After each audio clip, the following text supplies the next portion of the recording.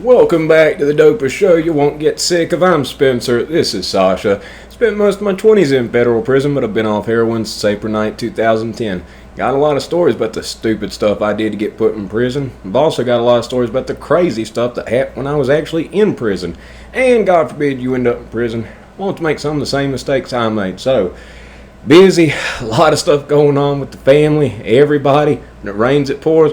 But as soon as I get in, I sit down, I do another one. You can count on me, I'll get something out every day. At least one. I'm trying to do two. A lot of short ones. If you've ever watched Shameless, Frank Gallagher, Shameless. If you haven't seen Shameless, you're doing yourself a huge disservice. It's like the best show of all time. Had to get talked into watching it. Basically, I was heading into being Frank Gallagher if I'd kept on the same track till I got older. That's pretty much what it was headed to be. There have been countless people. My fiance's like, how many brothers do you have? Because every other day, or every other month, somebody shows up, says that I'm their brother. Probably because I'm just me. I don't do the, nice to meet you. Okay. I'm just me from the jump. And also, when I was doing stupid stuff, it was like every day had to be an adventure. Like I was a little bit too big of a Hunter S. Thompson fan. It ended bad, so, definitely not advocating or suggesting it. But, got a number of these stories. This one in particular, it's about a rehab in Southwest Virginia. I liked it so much, I went back there 3 times. No, there's a movie called Body Brokers that has more explanation on that. There's a huge thing with insurance and rehabs, and it's a billion-dollar business, and there's a lot of ugly, undercover truths that happen about that. It's all interchangeable. There are methadone clinics that help people, and there's also ones that aren't as good. There's some that aren't as good that are owned by the same company that owns the rehabs. And although the testing, urine testing, is not extreme, or it's not looked after, they don't check temperature or anything, people that are dumb enough to go in there and give them a failed test, if they fail 3 of them, they force them to go to rehab. Cha-ching! Instant $10,000 for them. So it's an interchangeable system in which they make a lot of money and a lot of stuff that would probably surprise you. Body Brokers, it's a good movie. It exposes a lot of that. It's an under-talked about thing. I believe in California, it's like $17 billion a year is what that movie said, that just in California rehabs end up producing. But anyway, so I went to this rehab, and you meet all kinds of interesting people. Typically, you spend 7 days in detox. That's when you just lay in bed and feel like everything's wrong, nothing's right, and your skin is crawling. It is absolute torment, depending on what you're coming off of. If it's more stimulants, it's more of a mental thing, which is just as bad in its own right. But opiates, it feels like death. And then alcoholics, during the time I was there, I had a roommate pass away in the room with me. That was a weird situation. Older, overweight, alcoholic fella passed. Just like prisons, though, I'm sure nobody dies in rehab. They probably pronounced him dead outside. And I actually almost didn't make it at this place, which that's another story which I'll tell. But basically, because, just to sum it up shortly, I knew that I was not going to have anything to get a buzz on for the time I'd be there. And as an 18-year-old kid, I conned the people at the rehab into giving me medications, not only for opiate addiction, which came in the form of methadone, but also for alcohol addiction, both of which I had no addiction to either. I was addicted to stimulants. So I was basically getting benzodiazepines and opiates at the same time, which can be a lethal combination, and it almost took me out. My mom can personally attest to that. I walked into that rehab just like I'm walking today. And this was the second time. I ended up going there 3 times, but this was the second time that I was there. And she came to visit, and they're like, well, he can't walk right now. My mom said, what the F do you mean he can't walk? He walked in here fine. And they called the cops on her because she walked in. You're not allowed to do that because of the HIPAA law, which protects people's privacy. She got me out of there. Probably saved me. That was a pretty scary one. But anyway, at this rehab, after detox, you do these groups. You do like 4 hour-long groups a day. It talks about chemistry in the brain, what's done when you take drugs, and it also talks about what I speak about a lot of the time, people with dual diagnosis, people with mental health issues like myself. When people with mental health issues try a drug, the reason they are more likely to become addicted is they felt, if they're not taking medications for the mental health issues, and they try a drug, it feels like you feel normal for the first time in your life. So that's why people with OCD, ADD, mental health issues are more susceptible to becoming addicts. There was a person in these groups that was a former DEA agent. I believe former. He was a DEA agent at the time he went in. I believe he might have lost his job. Not quite sure. So think about that. You got an entire building full of people that have tried to avoid people like him. People who are trying to catch. People that are using, selling, all that. You'd guess he wouldn't be very well liked, but he was so open and honest and disgusted with his agency, from what it sounded like from what he told us, that a lot of people ended up becoming friends with the guy. I picked his brain. Interesting people, I end up picking their brain about a lot of things, which is going to help a whole lot with a whole lot of my stories on here, whether it be in prison or whatever. I had a lot of interesting conversations with people. If they're interesting people, I always like hearing stories when I was little. From my grandma, from my mom, crazy stories, but whatever. So I go to these people and I'm like, well, basically, tell me a story, about that. And this guy had a story.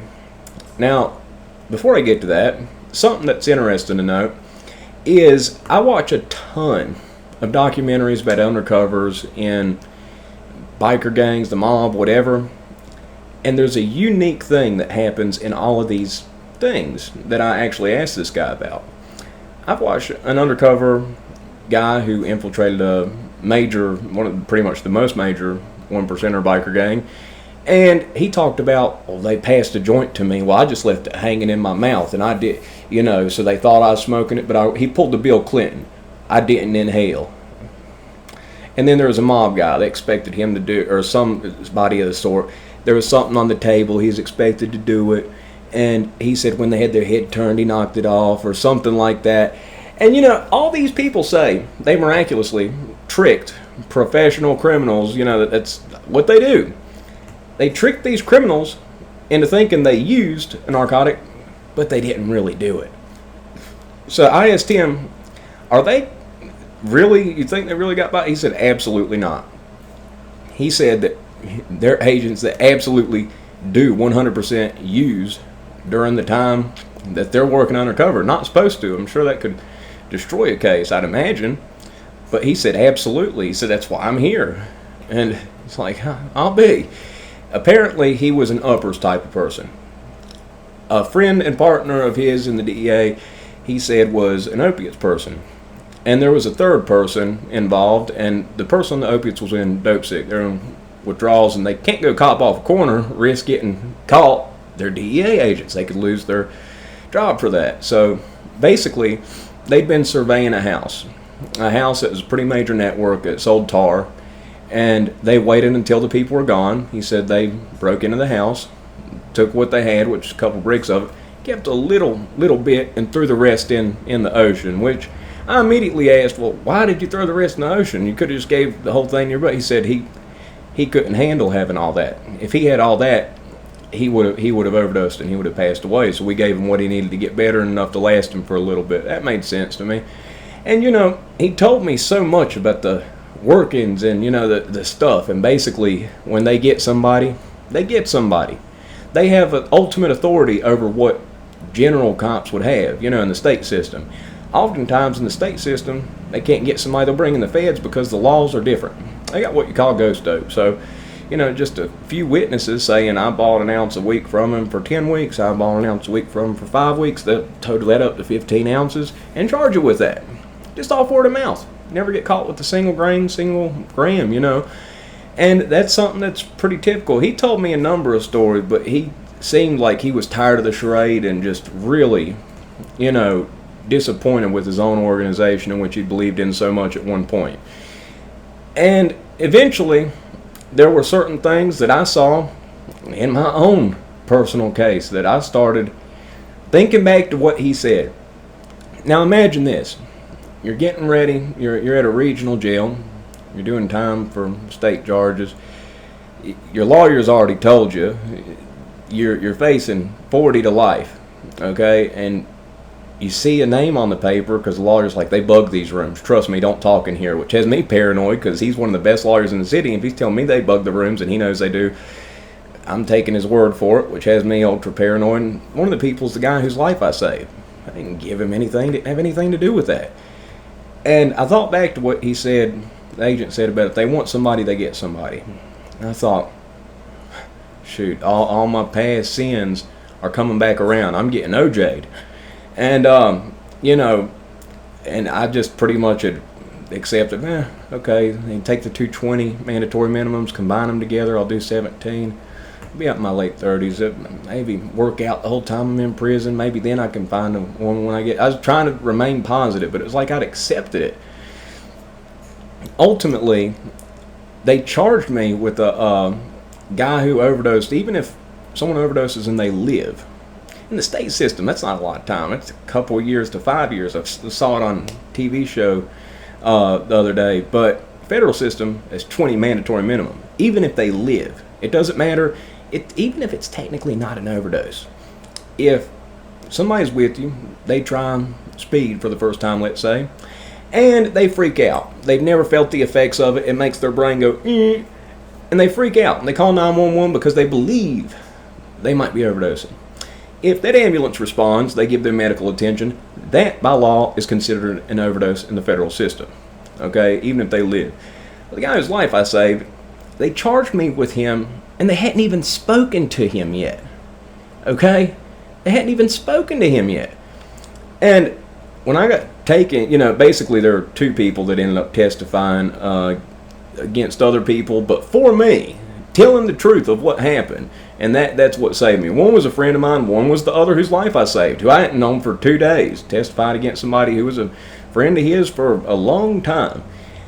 And, that's pretty much my saving grace was Brian Goebel. I'll say him. Brian Goebel, I owe my life to him. I'm pretty sure we're even. Did CPR. And I called 911 knowing I had warrants out. Knowing I would go to jail for my warrants. I've been in hiding. Knowing that I called 911 to save his life. Well, he saved mine back. Did CPR on him until they got there. So, I get taken to, federal building, I guess, to get arraigned or whatever. Can't remember what it had to be what it was the first time. But I get picked up. And I get picked up by the feds. This middle-aged man, not dressed in uniform. They dress like, a lot of times they look like dope fiends. And then there's this big guy. He's huge. He's like 300 pounds, 6.5 foot tall, country guy. Quiet. But the other guy who's driving just talks crap to me the entire time about how awful I am and everything else. And he's driving me alone without my lawyer. I don't know who this guy is. And I'm just like, man, this guy knows a lot about me, They usually just send somebody random to transport you. Somebody who doesn't know you. Somebody not involved in the case. This guy was the investigating agent that had it out for me. He picked me up without my lawyer and was trying to talk to me the entire way and also tell me what a piece of crap I was. Also tell me about he had a daughter with addiction issues and that people like me are pieces of trash. And I'm like thinking, dude, at the time that everything happened, I was a hopeless addict. Yeah, I sold a lot before that, but at the time that everything happened, I was letting the dealer have a room in my apartment in exchange for dope so that I didn't have to rob, scheme, scam, or steal drugs. And he just was relentless. So he drives me without, my lawyer present to get this done. That seems like misconduct to me. That doesn't seem like it's right. And, there were other times, in my bond hearing, nobody had a problem with me getting out of jail, on bond. The prosecutor, the guy, people who did the pre-trial thing, they figure out your risk calculation. I had family ties, the community, never done anything. I was not a flight risk. And they all said, yeah, it's okay if he gets bond in our eyes, And he stood up and he said that I told, trashed me. It's the longest bond hearing I've ever heard of. It lasted an hour. Tommy Boy, when he freaks out and says, I wish I could drive my car into a bridge embankment, and his hair sticking up. The judge did that with his hair. My mom and family members were like watching it happen. he ultimately let me out. And this guy is afterwards. He was the agent. He was not happy. He showed up my mom's house, and I can't believe they let you out with that big old guy. Looks like he jerks off the roadhouse. Patrick Swayze's hitting another guy. I stole that from Ron White. It's one of my favorite lines. It was a part of the whole tater salad thing. Have to give credit to that. That ain't my original line. But anyway, I pick up little lines here and there, and he's like, well, I don't think you can do it. He said, I just don't think you can do it. I think you're going to go back out, you're going to do the same thing, and they shouldn't have let you. He's like really on me. He randomly shows up at my mom's house after my lawyer's not there again. Came in to do this, and I'm pretty sure it might be paranoid, but at that point, I'm worried my house is bugged now. Why'd you just show up to just tell me you didn't think I could do it? Did you just put a bug in my house? My lawyer told me stuff like that. I lived for 2 years on bond as if every word I said was recorded. Even in private counseling, I didn't talk about certain stuff. I remained in complete silence. And he kept saying it, and I ended up making a joke, make the big guy laugh. He was saying, I'm not going to tell it. It's a little bit too dirty of a joke. But basically, I told him, there's only one thing that I can't do, and his face turned beet red, and the big guy, I'd never seen him talk, I'd never seen him laugh, and they picked me up to transport me, and the other guy would just talk like I was a dog, like I was crap on the bottom of his shoe the whole way. It was like just really, really had it out for me. The big guy doubled over laughing, crying over my mom's, the middle part, like the bar in between the kitchen and the living room. And he was doubled over crying, laughing at the joke that I'd made. It was a bad joke. And it's funny, though.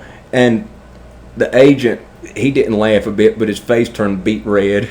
Didn't know what to say. Then after that, they left out of there. But I thought back to that agent. One agent I was in rehab with, talking about they want somebody, they'll get somebody.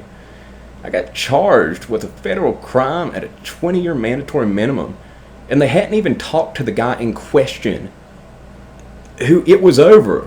Brian Goble, they hadn't even talked to him. They couldn't even find him. I believe it was my lawyer who found him in Roanoke City Jail. You'd think that'd be the first.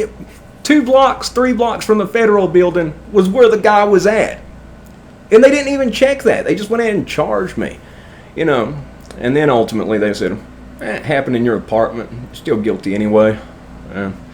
My lawyer asked for 0. They asked for 15. The judge met in the middle at 8. Gave me credit for the jail time, in which was I was arrested on a state charge, but since the federal crime technically happened the night of, he counted that year in jail. So a year in jail, you're a good time. Then a year for the RDAP drug program.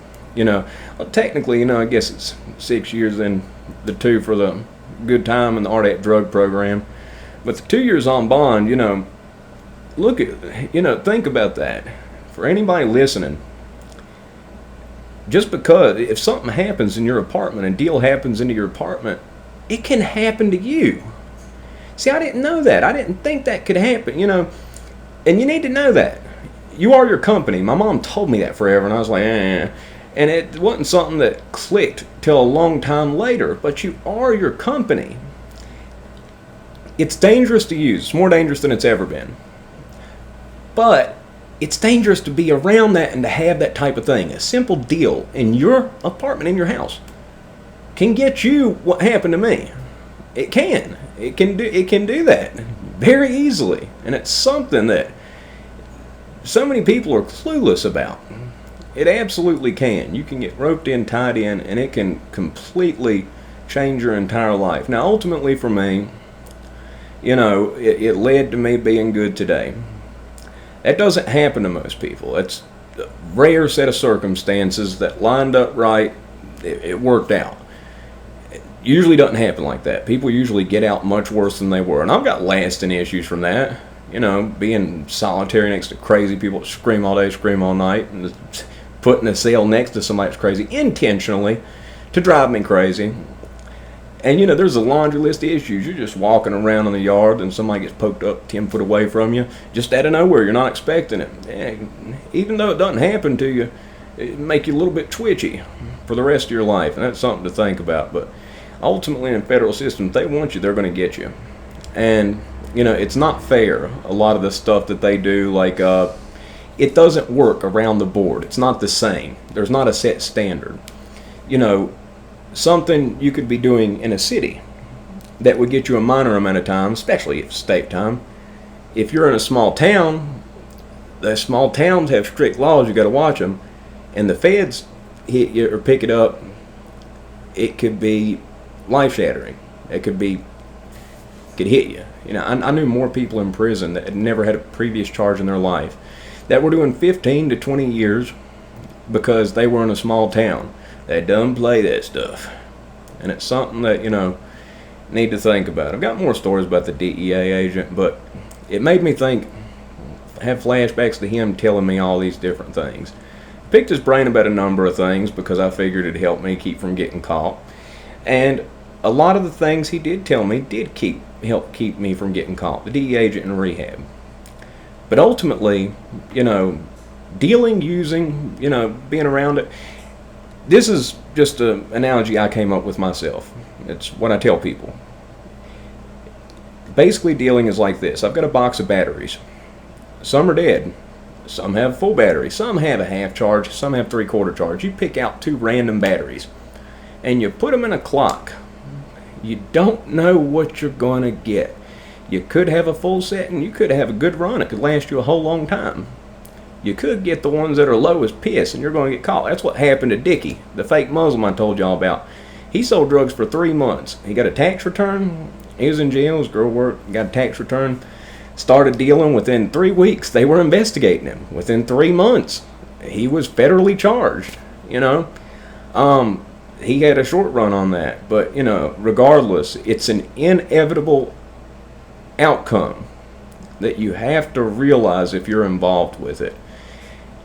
It's scary, and you've really got to think about it. I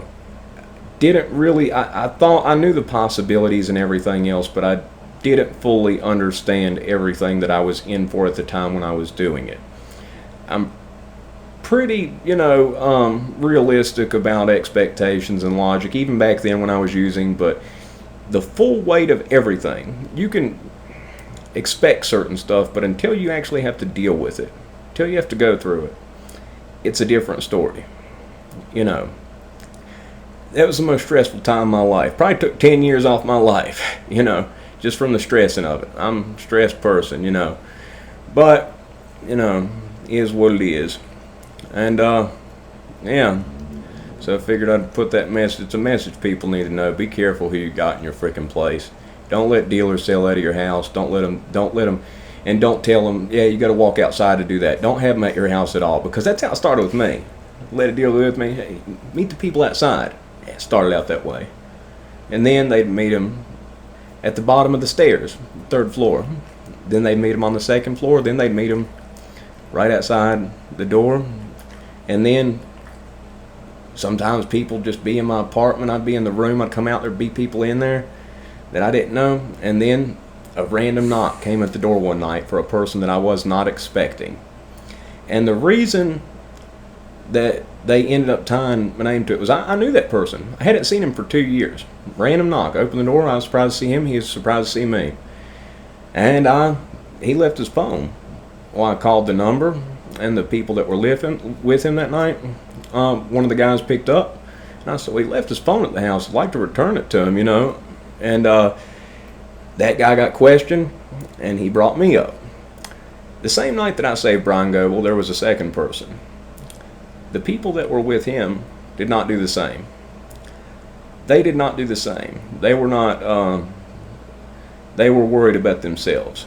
There's some laws and stuff that have been changed because of my case specifically, and that's a good thing about not getting in trouble if you call 911 to report somebody that's going through that.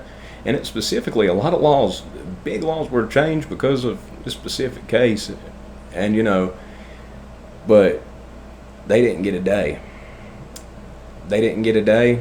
They got told, say Spencer did it, or you're going away. Still doing the same thing. The one's still doing the same thing out. The other one kept telling them everybody getting out.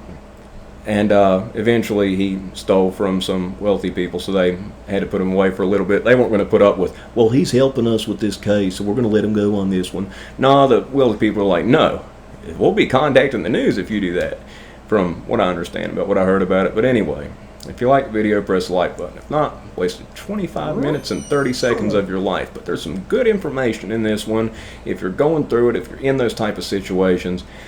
I've been incredibly running back and forth busy, so I do apologize for being a little out on the comments more than I usually am. It's been a rough little bit.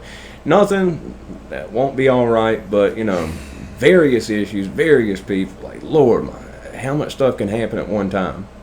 What are the chances that my biological dad would have a surgery on his knee from bowling? Hurt his knee bone. Then my stepdad is recovering from a surgery on his knee. Mom just got shots in her back today. Back went out. My fiance's mom sounds like she's got 3 ruptured discs in her neck. I got the sickest, worst I've ever been sick in my life, which I'm just getting better from, having lingering effects from. And my fiance, it sounds like she might have a kidney infection now. When it rains, it pours. But hopefully enough bad stuff's happened that I'm set for a little smooth sailing for a little bit, you know what I mean?